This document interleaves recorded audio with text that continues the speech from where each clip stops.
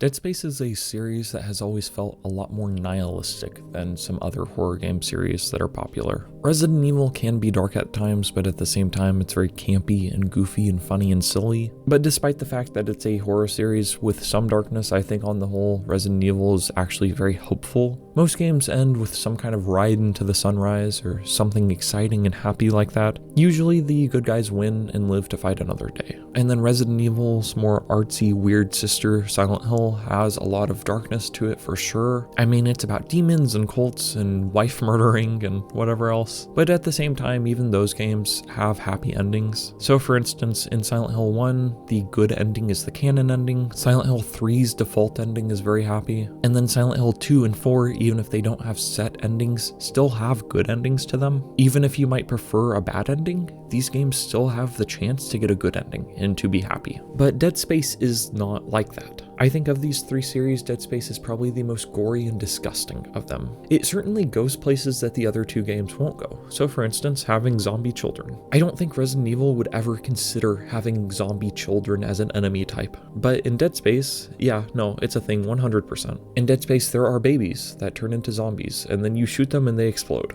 And Dead Space feels a lot more cynical than the other two series. In Resident Evil, you have Umbrella and you have all these other corporations that are doing very, very bad things, and they're very big and powerful, but in the end, they always fall. Whether it's due to the stock market taking them out or due to the Resident Evil heroes taking them down, these corporations and these companies and these big evil terrorist groups always fall. But in Dead Space, that's never been the case. Unitology is a religion that infected every single part of society. Unitology infected every single powerful group, including the government. Unitologists infiltrated huge planet crackers like the USG Ishimura. In Dead Space, it feels like Unitologists, or the people who want to create the zombies, the necromorphs, are everywhere. And it feels like there really is no escaping them. And I think you see that sense of cynicism and nihilism and pessimism carry over into the ending of the first game.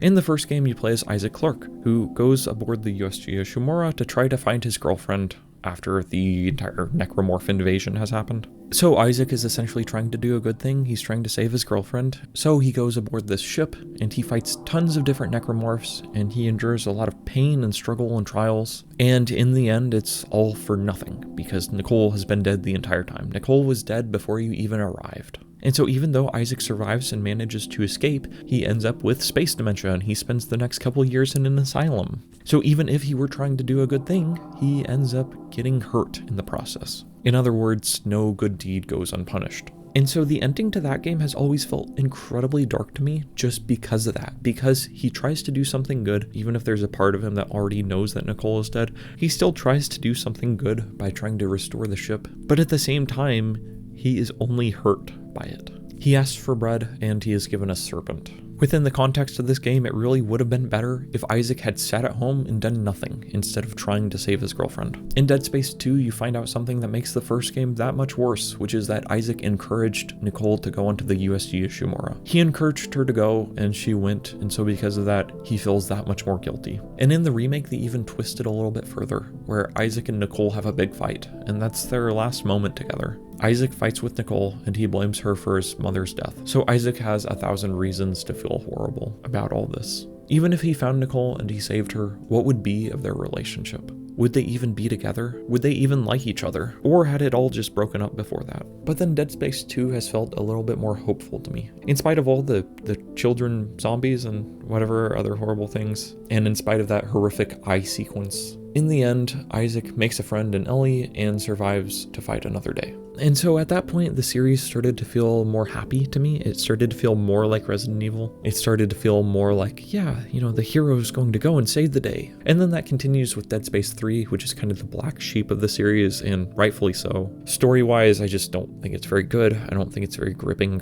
There's a weird love triangle, and who gives a crap about love triangles in Dead Space? I don't know, it's just a weird idea. But you find out some really cool things about the necromorphs and about unitology. So to sum it up very quickly, in Dead Space, what creates the necromorphs, aka the space zombies, is the marker. The marker starts turning everyone into necromorphs, who then kill other people and turn them into necromorphs. And so essentially the marker wants to trigger a convergence event. And so what that is that's where all the flesh comes together into one thing, and the final form of convergence is it turns into a moon, a giant flesh moon, and it's pretty dope. It looks kind of like Hermina by Junji Ito. But that is the end goal of Convergence, and the end goal of the marker is that it wants to bring all of this dead flesh together into a singular moon. So at the end of the third game, you defeat a moon. You fling markers into it and you kill it, and it looks like Isaac and his partner Carver are both dead. But the Dead Space 3 DLC is super interesting, and I would wager that the majority of people who play Dead Space have not played the Dead Space 3 DLC.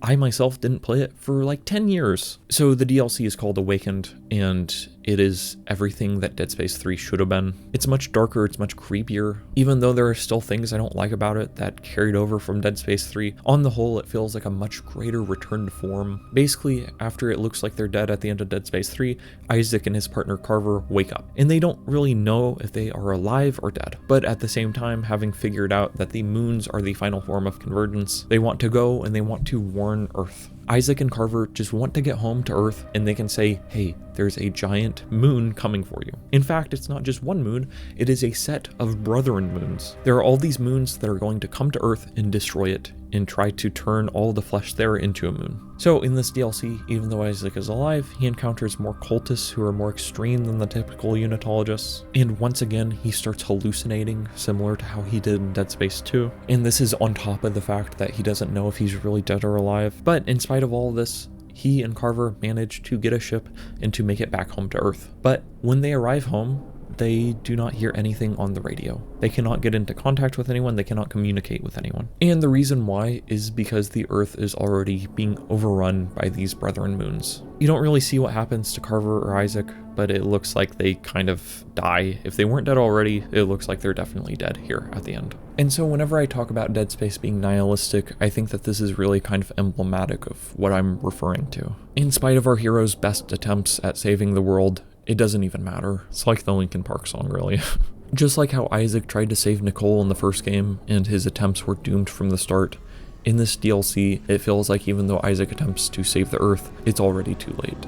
Honestly, if we never got another piece of Dead Space media, I think that I would consider the Awakened DLC to be a very fitting conclusion to the series.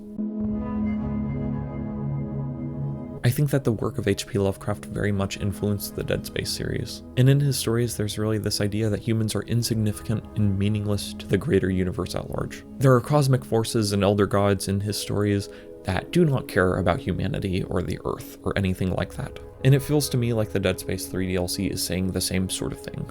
In this series, there are forces at play that are far older and greater than humanity, and our best efforts don't even come close to conquering those forces. And I think it's important to remember that in Dead Space, humans are kind of all over the galaxy at this point, so the Brethren moons conquering Earth is not the end of humanity necessarily. There are still colonies on other planets and on other moons and spaceships and whatever else. But at the same time, if Earth dies, then, that's like the majority of humanity, so it's like that kind of sucks. So for these reasons I've outlined, Dead Space has always felt very nihilistic and dark, sometimes edgy, but really just kind of sad and depressing. So I have a question, which is, how are we supposed to feel about this? How are we supposed to feel about this nihilistic worldview? Is there a home in outer dark? Or is there peace to be found in complete despair? Is there a comfort to be found in utter nihilism? And I think the answer is sometimes yes. I made a video some time ago about how horror can be comforting, and I think that even though works like these are very dark and depressing and are in no way happy, I think that in our own dark times, in our own times when we are depressed or feeling nihilistic or cynical or bitter, then I think these works can comfort us and can help us feel better about our own situations. As I talked about in Signalis and the Dissolution of Self, I don't think that a society would create a work if it did not mean something. I don't think a work of art like this could succeed if it didn't resonate with some people somewhere. And yeah, these games are just fun, so even if you don't give a crap about the story, I think you can still really enjoy them. But at the same time, I still can't help but feel like the story somewhat resonated with me. I feel like there are times in my life when I've tried my best and it has all ended up being futile in the end. I think there are times in my life when, like Isaac, I've tried to do good things and have only ended up worse because of it. And as much as it pains me to say, I think that that might be something that everyone can relate to. But really, I think all you can kind of do is just move on in life and hope for the best. I was reading the final volume of Deadly Class, which is this comic that I really love, and there's this idea presented in one of the last issues that kind of runs contrary to the idea found in the Sandman about endings. See, Neil Gaiman's The Sandman says that if a story runs long enough, then it will inevitably end in death. And the idea in Deadly Class says that any story that stops soon enough can have a happy ending. So I think that you see both ideas at play in this series. The story of Dead Space went on for long enough so that Isaac Clarke died, or probably died, I don't know, it's unclear. But then if you had stopped the story at Dead Space 2, then it would have been a happy ending to the series. So I guess what I'm saying is just that things come in waves in life, I think. There are good times and there are bad times, but I don't think one will last forever. I think that if you're having a good day, then you might have a bad day soon enough, and if you're having a bad time, then good times will come. But I love Dead Space. I'm glad I finally had a chance to play this DLC. If you haven't played it, then I definitely recommend it, but Dead Space 3 is by far the weakest of the trilogy. So thank you for watching, have a nice night, and goodbye.